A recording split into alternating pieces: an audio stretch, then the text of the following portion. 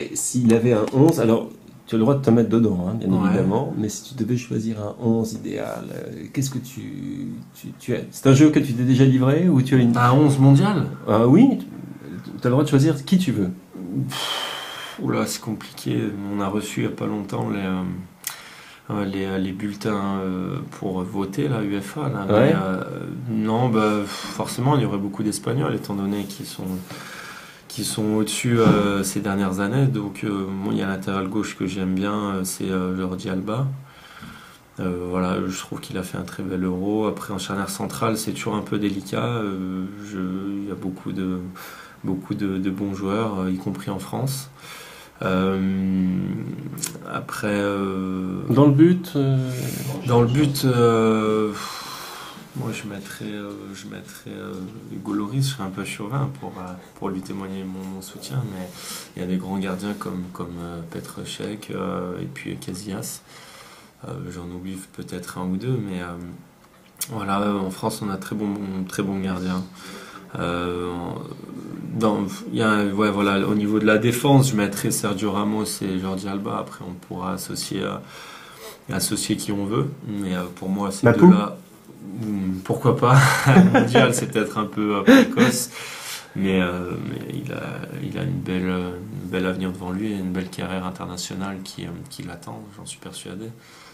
Maintenant, après, c'est vrai que pour moi, ces deux se dégagent. Après, au milieu, bon, il y a les habituels espagnols aussi, Xavi, Iniesta, pour moi, qui sont incontournables.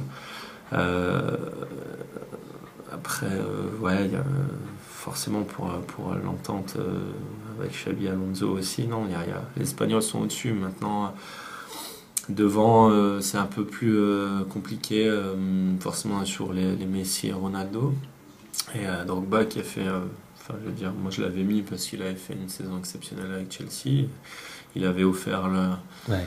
la Champions League à Chelsea, donc ça faut pas l'oublier. Et voilà, bien sûr aussi Van Persie devant, donc ça fait quatre attaquants. Ça Je fait l'avais quatre. mis aussi parce que pour moi c'est un grand attaquant qui depuis un an et demi enchaîne but sur but et il a beaucoup de réussite mais aussi beaucoup de talent, donc voilà, il le confirme à Manchester. Je crois qu'il nous manque juste un arrière droit. Ouais, un arrière droit. Un arrière droit.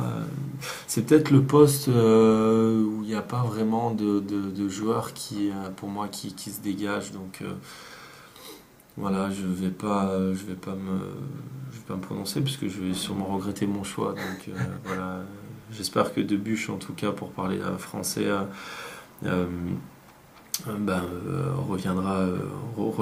reviendra progressivement à son meilleur niveau.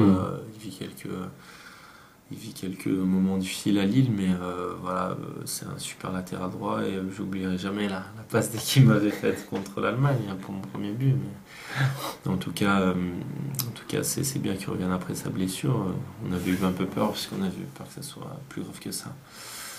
On met Debuchy arrière droit. Voilà, on met deux buts. Non, ouais, il va s'enflammer après. Voilà.